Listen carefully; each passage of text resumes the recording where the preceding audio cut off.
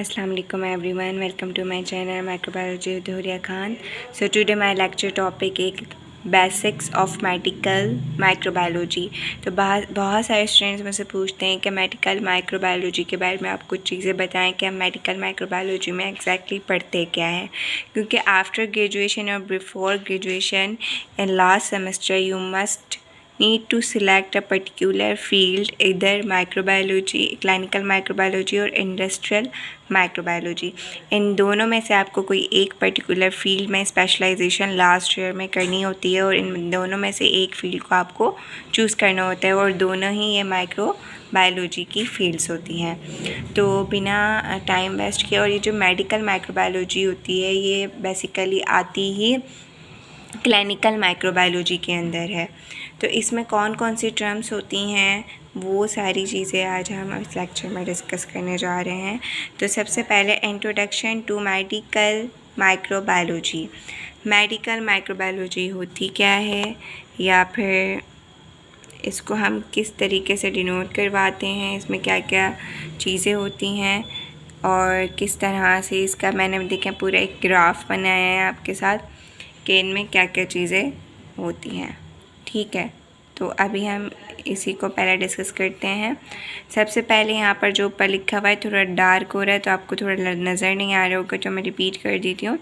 स्ट्रेडिंग relationship with medical microbiology किससे link कर रही है? Standing relationship with parasites and host.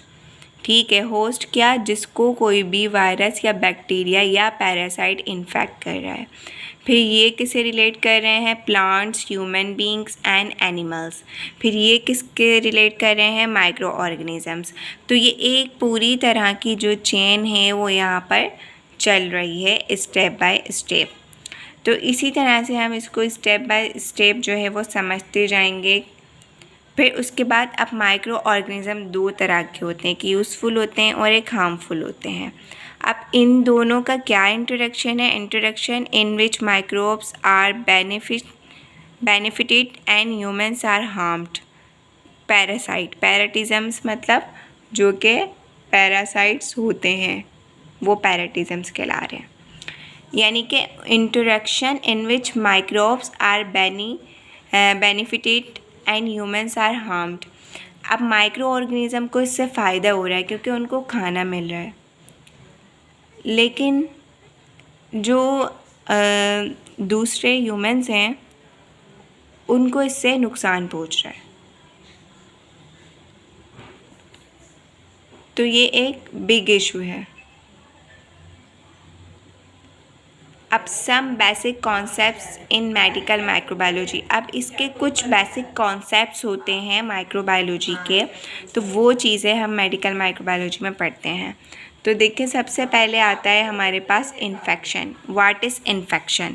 ये एक मेडिकल टर्म है। Infection is invasion and multiplication of bacteria, viruses and parasites in a host body is called as infection. Infection मतलब होता है किसी भी माइक्रो ऑर्गेनिज़म का, चाहे वो बैक्टीरिया हो, वायरस हो, पैरासाइट हो, फंजाई हो, कुछ भी हो, वो जब होस्ट बॉडी यानी कि किसी भी ह्यूमन को जाके इन्फेक्ट करेगा और उसमें मल्टीप्लाई करेगा, दैट इज़ कॉल्ड, उसको हम उस टर्म को हमें इन्फेक्शन कहते हैं। ठीक है, तो ये तो हो गया हमारा इन्फेक्शन। इसके बाद जनरली इसका यूज़ क्या होता है? Generally infection is caused due to failure of host defence mechanism. जब कोई भी होस्ट या कोई भी ह्यूमन बीइंग अपने आप को डिफेंस नहीं कर पाता, उसका ह्यूमन सिस्टम इतना स्ट्रॉन्ग नहीं होता, तो क्या होता है? उसकी बॉडी इन्फेक्शन कोज करती है due to lack of good immune system. Okay, अब आती हैं डिजीज़। डिजीज़ क्या है? The disease is a result of infection. अब देखिए ये फर्स्ट स्टेप है। जिस तरह से हम कोई भी हाउस बनाते हैं उसमें सबसे पहले हमें एक ईंट लगानी होती है, फिर दूसरी पिच होती, इस तरह कर करके पूरा रूम बन जाता है। रूम से फिर क्या होता है?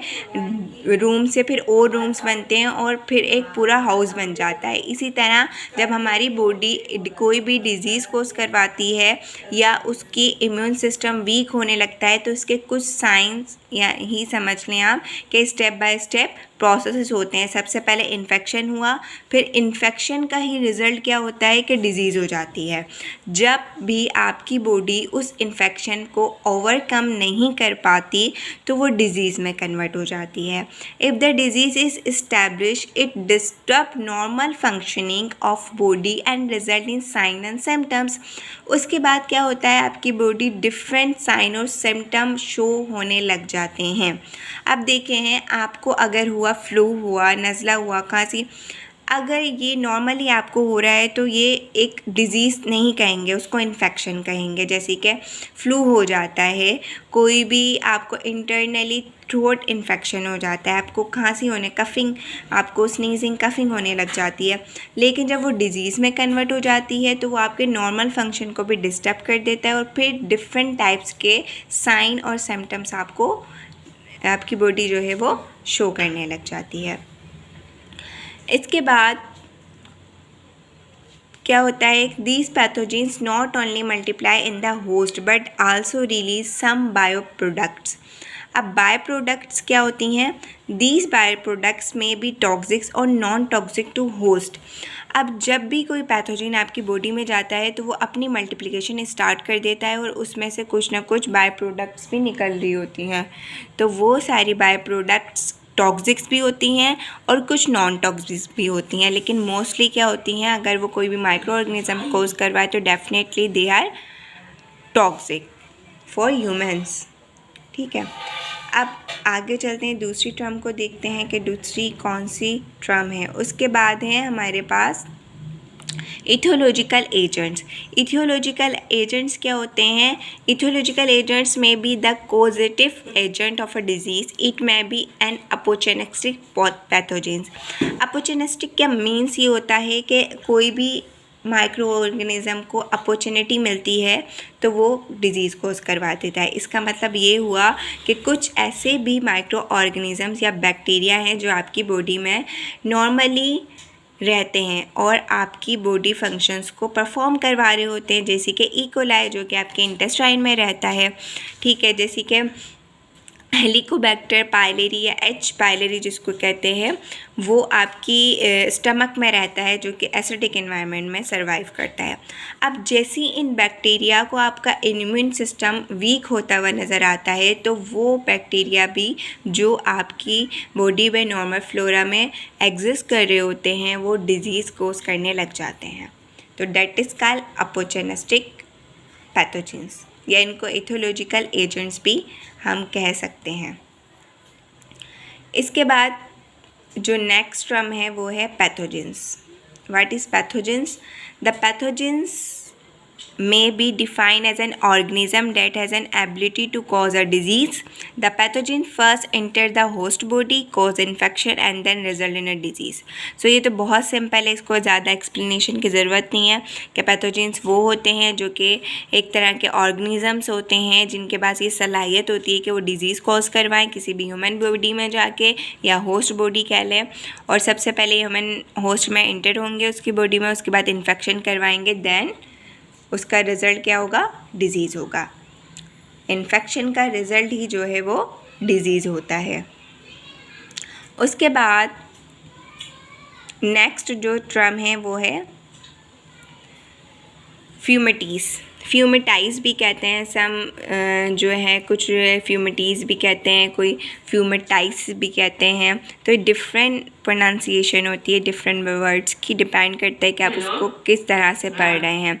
फ्यूमिटाइज़ या fomites are not harmful object but they play important role in the transmission of the pathogens. Basically ये कोई डिज़ीज़ कॉजिंग कोई ऑर्गेनिज़म या इस तरह के नहीं है, लेकिन ये किसी भी पैथोजन को ट्रांसमिशन करवाने में, उसकी ट्रांसफ़र करवाने में काम आते हैं। अच्छा, इसके बाद आती है pathogenicity. Pathogenicity is the ability of the pathogen to cause disease. Pathogenicity क्या होती है कि वो एबिलिटी जो कि डिजीज़ को कॉज करवाए, that is called pathogenicity. Virulence means virulence is a degree of pathogenicity of the pathogen. Virulence क्या होती है कि पैथोजेनिसिटी जो हो रही है वो किसी भी वायरस की वजह से हो रही है तो उसको हम क्या करेंगे, उसको हम कहेंगे दैट इज़ कॉल्ड वायोलेंस। उसके बाद आता है incubation period. The incubation period is a time taken by an organism to cause a disease and show its symptoms. That is the time between infection and appearance of sign and symptom, that is called incubation period. वो time के जब आपकी body between the infection and the appearance of sign and symptom, that is called incubation period. ये हर micro organism आपकी body में incubation period करता है, उसी की वजह से वो कोई भी डिजीज़ कॉज करवाता है। उसके बाद आता है मॉर्बिडिटी। मॉर्बिडिटी क्या होती है? मॉर्बिडिटी रेट क्या होता है? Morbidity is a ratio of the number of people that are suffering from a disease to the total population. कोई भी किसी भी टोटल पॉपुलेशन में जो नंबर ऑफ पीपल्स होते हैं जो किसी भी डिज़ीज़ का शिकार हो जाते हैं, उस रेट को हम मॉर्बिडिटी रेट कहते हैं। It is express in percentage, हम परसेंटेज में एक्सप्रेस कर देते हैं। Morbidity rate number of is equal to number of people suffering from a disease या टोटल पॉपुलेशन। तो ये सारी चीज़ें जो है वो आ जाती हैं इनमें। अब उसके बाद आता है मोटिलिटी। मॉर्बिडिटी अलग होती है, मोटिलिटी अलग होती है। Motility, the motility rate is a ratio of number of fatalities due to disease to the total population. अब मोटिलिटी रेट क्या होता है कि वो रेशो जो कि फैसिलिटेट या फैटलिटीज़, मतलब फैटलिटीज़ मतलब होती है कि एक ऐसी बीमारी जो कि फैटल है, जिसका इलाज होना बहुत मुश्किल है, वो तेज़ी के साथ टोटल पॉपुलेशन में फैल रही है, जिसकी वजह से जो डेथ रेट है वो बढ़ रहा है। It is the death rate of people. Actual में ये डेथ रेट ही कहलाता है, जो लोग मर रहे होते हैं जब तेज़ी के साथ कोई भी वबा आपकी पॉपुलेशन में फैल रही होती है। फॉर एग्जांपल जैसे कोविड-19 जो तेज़ी के साथ डिफरेंट पॉपुलेशन डिफरेंट कंट्रीज़ में सिटीज़ में फैल रहा है, जिसकी वजह से मोटिलिटी रेट भी बढ़ रहा है। तो motility is equal to number of fertilities या टोटल पॉपुलेशन, इसको हम मोटिलिटी रेट कहेंगे।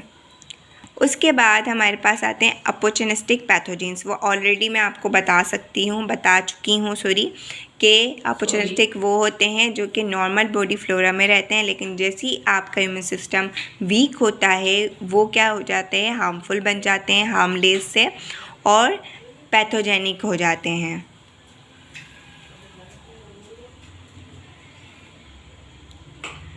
अच्छा, एक टर्म होती है prophylaxis. Prophylaxis is a prevention of disease. किसी भी डिज़ीज़ से जब क्योर हो रही होती है, यानी कि आपकी जो डिज़ीज़ आपको हो रही है उससे आप ओवरकम कर रहे हैं, दैट इज़ कॉल्ड प्रोफिलैक्सिस। ये एक मेडिकली टर्म है जो कि नॉर्मल हमें नहीं सुनाई देती, या फिर इतनी ज़्यादा ये टर्म जो है वो नहीं सुनने में आती है, तो ये एक न्यू वर्ड है। कैरियर्स क्या होते हैं? Carriers are the infected host that carries the pathogen without showing any sign and symptoms. Carriers play important role in the transmission of disease. Carriers क्या होते हैं? एक ट्रांसमिशन जो डिज़ीज़ को कर रहा है। फॉर एग्जाम्पल किसी भी एक पर्सन को डिज़ीज़ है, अब उससे दूसरे को लगी, ठीक है, जो दूसरा वाला है वो पहला वाला उसका क्या हो गया, करियर हो गया, क्योंकि उसके थ्रू उसको पहले वाले को डिजीज़ हुई, उससे दूसरे को लगी, दूसरे से तीसरे को लगी, तो जो सेकंड वाला है वो क्या है, करियर है, जो कि तीसरे में डिज़ीज़ को फैला रहा है। तो इस तरह से कैरियर्स होते हैं कुछ, जैसे कि मलेरिया है। मलेरिया किसके थ्रू होता है? होस्ट बॉडी में या ह्यूमन बॉडी में मॉस्किटो के थ्रू जाता है। तो मॉस्किटो एक कैरियर हुआ जो कि उस वायरस को या उस पैरासाइट को आपकी बॉडी तक लेके जा रहा है। तो ये सारा हमारा था। उसके बाद आते हैं एंटीजन एंड एंटीबॉडी, ये लास्ट दो टर्म्स हैं। तो एंटीजेंस क्या होते हैं? The antigen is the agent that induce the immune system to form antibodies. The antigen may be a microbial cell or its by products.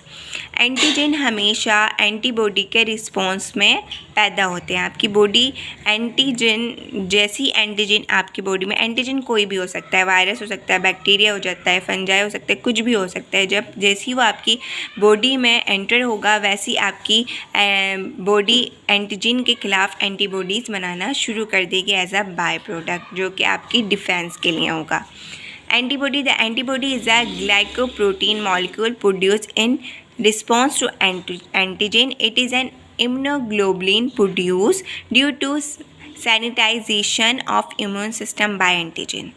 सो ये आपको बहुत ही ईजी लेक्चर है जो आपको ईजीली समझ आया होगा। आई होप कि आपको मेरा लेक्चर बहुत अच्छे से समझ आ गया होगा। If you any confusion in any question, so you can ask me in my comment section box. Please like, share and subscribe. Share with your friends, with your family and with your colleagues. Okay, thanks for watching. Allah Hafiz.